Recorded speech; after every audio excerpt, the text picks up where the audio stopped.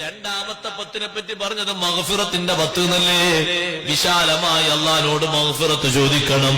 ചെറുതും വലുതും എല്ലാ സംഗതികളും അള്ളാഹിനോട് പൊറുക്കലിനെ തേടണം. ശരിക്കൊരു തൗബയുടെ മനസ്ഥിതിയുമായി റബ്ബിനോട് മാപ്പിനെ ചോദിക്കണം. ശരിക്കും മഗ്ഫിറത്ത് ചോദിക്കണം. ആ ചോദിക്കുന്നത് നമ്മുടെ കണ്ണും ഖൽബും അറിഞ്ഞ് ചോദിക്കണം. അങ്ങനെ ചോദിക്കുമ്പോ അല്ലാഹു തആല നമ്മുടെ ഉദ്ദേശം പൂർത്തീകരിച്ചു തരും. എന്താണ് ഉദ്ദേശം? നമുക്ക് അല്ലാഹുവിന്റെ മഗ്ഫിറത്ത് വേണം. അല്ലാഹ് പാപം പൊറുത്ത് നമ്മളെ നന്നാക്കണം. പാപം പൊറുക്കപ്പെട്ടവരിൽ നമ്മൾ ഉൾപ്പെട്ട് കിട്ടുകയും വേണം. റമളാനിന് അങ്ങനത്തെ ഒരു ആത്മീയമായ ചൈതന്യമുണ്ട്. അത് ശരിയായി ചോദിച്ചു ഉൾക്കൊള്ളുന്ന ആളുകൾക്ക് വല്ലാത്ത ഹരമാണ്. ചോദിച്ചാൽ അല്ലാഹ് പുറത്തു തരൂലേ? പുറത്തു തരും. നാട്ടുകാരൊന്നും പൊറുക്കൂല എന്ന് പറഞ്ഞാലും അല്ലാഹു തആല പുറത്തു തരും. ആ പുറത്തു തരാൻ ഒറ്റ കാരണമാണ് ചോദിക്കുന്നവൻ പൊറുക്കണമെന്ന ശരിയായ നിയ്യത്തോടെ ചോദിക്കണം. അതേ അസ്തഗ്ഫിറുല്ലാഹൽ അലീം എന്ന് ചൊല്ലുന്ന ഇസ്തിഗ്ഫാറില്ലേ, അത് ഇസ്ലാമിലെ ഏറ്റവും വലിയൊരു ഒറ്റമൂലികയാണ്. പാപം പൊറുക്കാൻ മാത്രമല്ല, മുറാദ് ഹാസിലാകാനൊക്കെ ഏറ്റവും നല്ലൊരു വിഷയം അതാണ്. നിങ്ങൾ കേട്ടിട്ടില്ലേ ബഹുമാനപ്പെട്ട അഹ്മദ് ബിൻ ഹംബൽ റളിയല്ലാഹു അൻഹു മഹാനവറുകൾ ഒരു നാട്ടിലൂടെ ഇങ്ങനെ യാത്ര ചെയ്ത് ഇശാ നിസ്കാരത്തിന് ഒരു പള്ളിയിലെത്തി. നിസ്കാരം കഴിഞ്ഞപ്പോ പള്ളി അടക്കാനുള്ള ആളിങ്ങനെ കാത്തു നിൽക്കാണ്. അപ്പൊ ഒരാള് പള്ളിയിൽ നിസ്കരിച്ച് ദിക്റിലോട്ട് നിൽക്കണം, മുപ്പര് നീക്കണില്ല. ഇത് അഹ്മദ് ബിൻ ഹംബൽ തങ്ങളാണ്. അപ്പോ മഹാനവറുകൾക്ക് ഇപ്പൊ വീട്ടിൽ പോകാൻ കഴിയൂല, കാരണം കുറെ ദൂരത്താണ്, അങ്ങോട്ട് പോയാൽ എത്തൂല. മഹാനവറുകളുടെ ഉദ്ദേശം തൽക്കാലം അവിടെ കൂടിയിട്ട് രാവിലെ പോകാന്നാണ്. അപ്പൊ അവരോട് പറഞ്ഞു, ഞാനിന്ന് ഇവിടെ താമസിച്ചോട്ടെ. ഇവിടെ താമസിക്കാൻ പറ്റൂല, ഇവിടെ പള്ളി പൂട്ടി നിന്ന് ഇവിടുത്തെ നിയമമാണ്. ഇവിടെ പള്ളിയിൽ എങ്ങനെ പലർക്കും അനുവാദം കൊടുത്ത് രാവിലെ നോക്കുമ്പോ പള്ളിയുടെ പലതും കാണാനില്ല. അപ്പൊ ഇവിടുത്തെ ആൾക്കാർ തീരുമാനിച്ചു തെറ്റൊന്നുമില്ല, തീരുമാനിച്ചു ഇതെപ്പോഴും നിശാസ്കാരം കഴിഞ്ഞാൽ ഭദ്രമായി പൂട്ടിയിട്ട് സുബൈന്റെ മുമ്പ് തുറന്നാ മതി, ഞാൻ തീരുമാനിച്ചിട്ടുണ്ട്. അപ്പൊ പറഞ്ഞു, ഞാൻ അഹ്മദ് ബിൻ ഹംബലാണ്, നിങ്ങൾ ഏത് ഹംബലാലും കുഴപ്പമില്ല, ഇപ്പൊ ഇവിടുന്ന് പോണോ? ഉത്തരവാദപ്പെട്ട ആളെങ്ങനെ പറഞ്ഞു, നിങ്ങളിപ്പോ ഇവിടുന്ന് പോകണം, സംഗതി നിങ്ങൾ ഇവിടെ നിൽക്കാൻ വേണ്ടി അഹ്മദ് ബിൻ ഹംബലെന്നും ഇബ്രാഹിമിനെന്നൊക്കെ പറയും, പക്ഷെ അതൊന്നും കേൾക്കൂല. നിങ്ങൾ പോണെന്ന് പറഞ്ഞു. പോണെന്ന് പറഞ്ഞാൽ പിന്നെ അഹ്മദ് ബിൻ ഹംബൽ റളിയല്ലാഹു അൻഹു വാശിക്കുന്നില്ല, അവിടുന്ന് പോന്നു. അങ്ങനെ പുറത്തു നിന്ന് ഏതെങ്കിലും ഒരു വീട്ടില് രാത്രി താമസം കിട്ടിയാൽ രാവിലെ പോകാലോ. അല്ലാഹു തആലാന്റെ ഒരു നിശ്ചയം നോക്ക് നിങ്ങൾ. ആ പള്ളിയിൽ നിന്ന്, ഭവനത്തിൽ നിന്ന് അല്ലാഹു തആല ഇറക്കി കുറച്ചങ്ങ് നടന്നപ്പോ ലൈറ്റുള്ളൊരു വീട് കണ്ടപ്പോ അങ്ങോട്ട് കയറിയിട്ട് ചോദിച്ചു, ഞാനിന്ന് രാത്രി ഇവിടെ നിന്നോട്ടെ? ആ രാത്രി നിന്നോളൂ, നാളെ രാവിലെ പോയിക്കോളാം. നിങ്ങൾ ആരാ? ഞാനൊരു മുസാഫിർ, യാത്രക്കാരനാണ്. പേരും നാടൊന്നും പറഞ്ഞില്ല, ഞാനൊരു യാത്രക്കാരനാണ്. അങ്ങനെ രാത്രി പിന്നെ വീട്ടിലേക്ക് പോയാൽ എത്തൂല, ഞാൻ ഇവിടെ കയറി ഇവിടെ നിന്നോളാം. നിന്നോളിന്ന് പറഞ്ഞു. ഞാൻ അഹ്മദ് ബിൻ ഹംബൽ റളിയല്ലാഹു അൻഹു പറയാൻ, ഞാൻ റൂമിൽ കയറി താമസിച്ച് ഞാനങ്ങനെ ഉറങ്ങാൻ കിടന്നപ്പോ അപ്പുറത്തെ റൂമിൽ നിന്നുണ്ട് ആ വീട്ടിലെ കുടുംബക്കാരൻ, ആ വീട്ടിലെ ഉപ്പ ഇസ്തിഗ്ഫാർ ചെല്ലുന്നുണ്ട്. ഇസ്തിഗ്ഫാറിന്റെ 100-150 ചെല്ലോട് ചെല്ലുന്നെ. അസ്തഗ്ഫിറുല്ലാഹ് അല്ലാതെ തീരുന്നില്ല, എത്രയാ ചെല്ലുന്നത്. അപ്പൊ എനിക്കാണെങ്കിൽ ഇങ്ങനെ ഉറക്കം വരാതുകൊണ്ട് അയാളൊന്ന് ചോദിച്ചാലോ, എന്താ നിങ്ങൾക്ക് വല്ല പ്രത്യേക മുറാദുണ്ടോ, അല്ലെങ്കിൽ എന്തെങ്കിലും മഹാപാപം ചെയ്തിട്ട് അല്ലാഹു തആലാനോട് കേണപേക്ഷിക്കാണോ എന്ന് ചോദിക്കാൻ വേണ്ടി ഞാൻ റൂമിൽ നിന്ന് ഇറങ്ങി. അയാൾ എത്തി ചെന്നിട്ട് ഞാൻ ചോദിച്ചു, അല്ല സുഹൃത്തെ, കുറെ നേരമായല്ലോ ഇസ്തിഗ്ഫാർ ഇങ്ങനെ കേൾക്കുന്നത്, ഉറങ്ങൊന്നും വേണ്ട, എത്ര നേരായി? നിങ്ങൾ ഈ ഇസ്തിഗ്ഫാറിന് പിന്നിൽ വല്ല ലക്ഷ്യമുണ്ടോ? എത്ര കൊല്ലായി? ഏകദേശം ഒരു 10-20 കൊല്ലായി ഇങ്ങനെ ചൊല്ലാൻ തുടങ്ങിയിട്ട്. ഒരൊറ്റ മുറാദ് കൂടി സാധ്യമായി കിട്ടേണ്ടതുണ്ട്. അത് കിട്ടിക്കഴിഞ്ഞാൽ പിന്നെ ഈ ദുന്യാവിൽ നിൽക്കാനൊന്നും വലിയ പൂതിയൊന്നുമില്ല. ബാക്കിയുള്ളതൊക്കെ അല്ലാഹു തആല തന്ന തൗഫീഖ് കൊണ്ട് ഞാൻ ഏകദേശമൊക്കെ ചെയ്ത് ഒപ്പിച്ചിട്ടുണ്ട്. സ്വീകരിക്കണ അല്ലാന്റെ അടുത്താണ്. ഞാനിപ്പോ ചോദിക്കുന്ന ഒന്നുകൂടി കിട്ടണം, അതിനാണ്. എന്താ നിങ്ങളെ ചോദ്യം? നാടുനീള അറിയപ്പെടുന്ന 10 ലക്ഷം ഹദീസ് മനപ്പാടമുള്ളൊരു മഹാപണ്ഡിതനുണ്ട്, അഹ്മദ് ബിൻ ഹംബൽ ശൈബാനി റളിയല്ലാഹു അൻഹു എന്നാണ് ആ മഹാന്റെ പേര്. ഞാൻ അല്ലാഹുവോട് ഇസ്തിഗ്ഫാർ ചൊല്ലുന്നത് മരിക്കുന്നതിന്റെ മുമ്പ് ആ സ്വാലിഹായ മഹാനെ കണ്ടൊന്ന് മരിക്കണേ. 10-20 കൊല്ലമായി പതിവായി ഞാൻ ഇസ്തിഗ്ഫാർ ചൊല്ലാൻ തുടങ്ങിയിട്ട് ഇതങ്ങ് കേട്ടപ്പോ അഹ്മദ് ബിൻ ഹംബൽ റളിയല്ലാഹു അൻഹു പറഞ്ഞു, നിങ്ങളാ പറയുന്ന അഹ്മദ് ബിൻ ഹംബൽ ഞാനാണ്. ഇസ്തിഗ്ഫാർ നിർത്താൻ നേരമായിട്ടുണ്ടേ. നിങ്ങൾ പറയുന്ന അഹ്മദ് ബിൻ ഹംബൽ നിങ്ങൾ ഞാനാണെന്ന് പറഞ്ഞപ്പോഴേക്ക് ആലിംഗനം ചെയ്ത് മുസാഫഹത്ത് ചെയ്ത് ആദരിച്ചു ബഹുമാനിച്ചു. റബ്ബേ, എനിക്ക് കണക്കാക്കിയ അവധി നീ എപ്പോഴാണോ തരുന്നത് ഞാനത് സ്വീകരിക്കാനൊരുക്കമാണ്.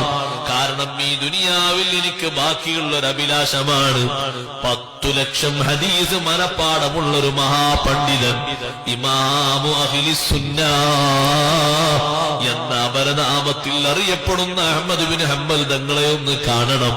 കണ്ടല്ലോ അല്ലാ, ഇനി എനിക്ക് ഏറെ മറ്റൊരു താല്പര്യവുമില്ല.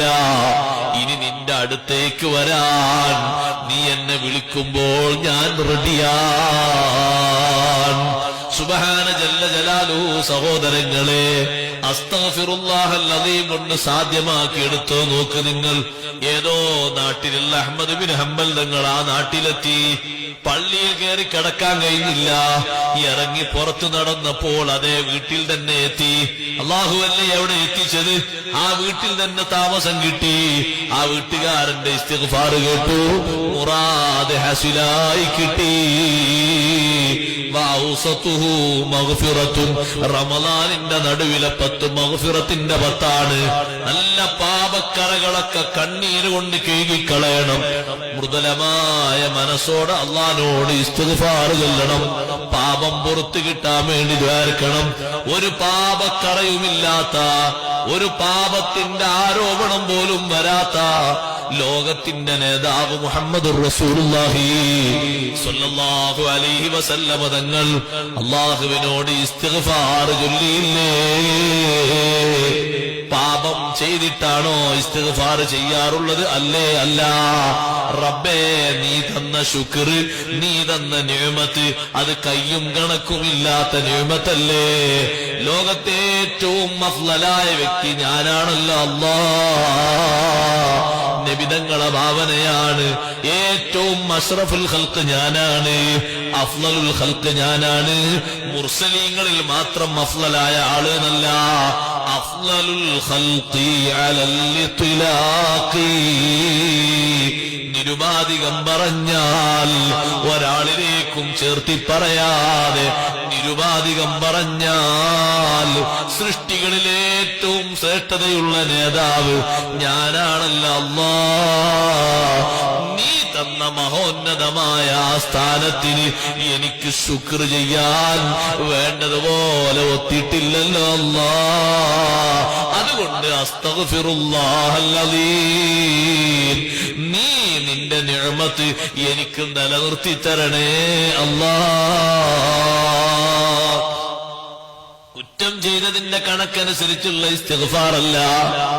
കാരണം കുറ്റപ്പെടുത്താൻ ആർക്കും കഴിയാത്ത നേതാവാണ് മുഹമ്മദുർ റസൂലുള്ളാഹി സ്വല്ലല്ലാഹു അലൈഹി വസല്ലമ തങ്ങൾ. ശത്രുക്കൾ വരെ അതിൽ ഐക്യ കണ്ടേനയല്ലേ സംസാരിച്ചത്? അബൂ സുഫിയാൻ പറഞ്ഞില്ലേ, ഹിജ്റ 6-ാം വർഷം 7-ാം വർഷത്തിലാണ് അബൂ സുഫിയാൻ ഹിറക്കിൽ ചക്രവർത്തി ചർച്ചയ്ക്ക് വിളിച്ചത്. അബൂ സുഫിയാൻ അന്ന് കച്ചവട സംഘത്തോടൊപ്പം ഷാമിൽ പോയതാണ്. ഹിറക്കിൽ ചക്രവർത്തിക്ക് എഴുത്ത് കിട്ടിയിട്ട് അബൂ സുഫിയാനെ വിളിച്ചതാണ്. അബൂ സുഫിയാനെ ഒരു ഭാഗത്ത് നിർത്തിയിട്ട്, അബൂ സുഫിയാന്റെ കൂടെയുള്ള ആളുകളെ മറ്റൊരു ഭാഗത്ത് നിർത്തിയിട്ട് പരിഭാഷപ്പെടുത്തുന്ന ട്രാൻസ്ലേറ്ററോട് ഹിറക്കിൽ ചക്രവർത്തിക്ക് ശരിയായ അറബി വശമില്ല. ഹിറക്കിൽ ചക്രവർത്തി അവരെ നാട്ടിൽ ഉപയോഗിക്കുന്ന ഭാഷയിലാണ് പറയുന്നത്. നല്ല അറബി അറിയുന്ന ഒരാളെ നിർത്തിയിട്ട് കൂടെയുള്ള ആളുകളോട് പറയുന്നു, ഇത് നിങ്ങളെ നേതാവല്ലേ? നേതാവാണ്. കച്ചവട സംഘത്തിന് നേതാവല്ലേ? നേതാവാണ്. നാട്ടിലും നേതാവല്ലേ? നേതാവാണ്. അബൂ സുഫിയാനെ ചൂണ്ടിയിട്ടാ പറയുന്നത്. നേതാവായ അബൂ സുഫിയാൻ വല്ല നുണയും പറഞ്ഞാൽ നിങ്ങളത് സമ്മതിക്കരുത്. നുണയാണെന്ന് തുറന്നു പറയണേ. അതിന് വേണ്ടത് നിങ്ങൾക്ക് പാരിതോഷികം ഞാൻ തരും. രാജാവ് പറയാണ്, സത്യമായി പറയുന്നതേ നിങ്ങൾ അംഗീകരിക്കാവൂ. അബൂ സുഫിയാൻ പിന്നീട് പറഞ്ഞില്ലേ, എന്നോട് ചോദിക്കുന്ന ഓരോ ചോദ്യത്തിനും കൃത്യമായ മറുപടി പറയാൻ അള്ള എന്റെ നാവിന് തൗഫീഖ് നൽകി. അന്ന് അബൂ സുഫിയാൻ നബി തങ്ങളെ വിശ്വസിച്ചിട്ടില്ല. പക്ഷേ ചോദിക്കുന്ന ചോദ്യത്തിന് അതല്ലാതെ പറയാൻ മറ്റൊരു വകുപ്പില്ല തന്നെ. കൂട്ടത്തിൽ ഹിറക്കിൽ ചക്രവർത്തി ചോദിച്ചല്ലോ, ഹൽ കുന്തും തത്തഹിമൂനഹു ബിൽ കദിബി, ആ വന്ന റസൂലിനെ, ആ വന്ന നബിയെ വല്ല കളവും പറഞ്ഞു എന്ന് നിങ്ങൾ തെറ്റിദ്ധരിക്കുന്നുണ്ടോ, സംശയിക്കുന്നുണ്ടോ? കളവ് പറഞ്ഞത് ഓർമ്മണ്ടോന്നല്ല, കളവായി പറഞ്ഞു എന്ന് തെറ്റിദ്ധരിക്കാൻ പറ്റിയ വല്ലതുമുണ്ടോ എന്നാ ചോദിക്കുന്നത്. അബൂ സുഫിയാന്റെ മറുപടി എന്താണ്? ഇല്ലേ ഇല്ല. ഒരൊറ്റ വാക്കിലും പ്രവൃത്തിയിലും അങ്ങനെ ഒരു സംശയമേ ഇല്ല. ഹിറക്കിൽ ചക്രവർത്തി ചോദിച്ചില്ലേ, ഫമാദായ ഉമുറുക്കും, ആ വന്ന നബി എന്താ നിങ്ങളോട് കൽപ്പിക്കുന്നത്? കാന യഉമുറുനാ ബിൽ അഫാഫി വസ്സദഖതി വസ്സലാഹി വഇത്ആമിത് തആം വസിലത്തിൽ അർഹാം.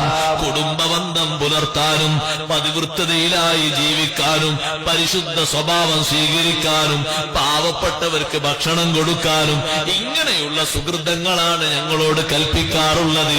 ഇതൊക്കെ കേട്ടിട്ടല്ലേ ഹിറക്കിൽ ചക്രവർത്തി പറഞ്ഞത്? ഇതൊക്കെ നിങ്ങൾ പറഞ്ഞതുപോലെയാണെങ്കിൽ അതൊരു നബി തന്നെയാണ്, അതിൽ സന്ദേഹമില്ല. അബൂ സുഫിയാൻ പറഞ്ഞത്, ആ നേരത്തെങ്ങാനും ഞാനൊന്ന് വളച്ചൊടിച്ച് പറഞ്ഞെങ്കിൽ ചരിത്രത്തിൽ ഏറ്റവും വലിയ അപമാനം കൊള്ളുന്ന ആള് ഞാനാകുമായിരുന്നു. എത്ര കൃത്യതയോടെയാണ് അബൂ സുഫിയാൻ അത് പറയുന്നത്. അബൂ സുഫിയാനോട് ചോദിച്ചു, ആ നബിയായിട്ട്, ആ വന്ന നബിയായിട്ട് നിങ്ങൾ വല്ല കരാറിലും ഏർപ്പെട്ടിട്ടുണ്ടോ? ഇപ്പൊ എന്താ അബൂ സുഫിയാൻ പറഞ്ഞത്? ഇപ്പൊ ഞങ്ങളൊരു കരാറിലാണ്. തൊട്ട് മുമ്പത്തെ വർഷമാണ് ഹുദൈബിയ കരാർ നടന്നത്, ഹിജ്റ 6-ാം വർഷത്തിൽ. ഇപ്പൊ ഞങ്ങളൊരു കരാറിലാണ്. ആ കരാർ എങ്ങനെയുണ്ട്? ആ കരാറിലൊന്നും ഒരു മാറ്റമില്ല. എഴുതിയ നിയമങ്ങൾ ഞങ്ങളെ ഭാഗത്തും അല്ല അപാകതയും വന്നു എന്നല്ലാതെ അപ്പുറത്തും ഒരു അപാകതക്കൊരു ചാൻസും ഇല്ല. നിങ്ങൾ ആലോചിച്ച് നോക്കൂ, ആർക്ക് ആരോപിക്കാൻ പറ്റും? മുഹമ്മദുർ റസൂലുള്ളാഹി സ്വല്ലല്ലാഹു അലൈഹി വസല്ലം നിങ്ങളെ പറ്റി ഒരു ദമ്പ് ആരോപിക്കാൻ? ഇസ്തിഗ്ഫാർ ചൊല്ലുന്ന അങ്ങനെയല്ല, അങ്ങനെ ധരിക്കാനും പറ്റൂല. അങ്ങനെ ബുദ്ധിയുള്ള മനുഷ്യൻ തീരെ ധരിക്കൂല. നബി സല്ലല്ലാഹു അലൈഹി വസല്ലം നിങ്ങളെ പറ്റി അങ്ങനെ ധരിക്കാനാണ്? ഇപ്പൊ നബി സല്ലല്ലാഹു അലൈഹി വസല്ലം നിങ്ങളെ ഇസ്തിഗ്ഫാർ അല്ലാഹു തആല നൽകിയ താമായ നിഅമത്തിനുള്ള ശുക്ർ യഥാർത്ഥത്തിൽ ഞാൻ ചെയ്തിട്ടില്ലല്ലോ എന്ന നിലക്കുള്ള ഇസ്തിഗ്ഫാറാണ്.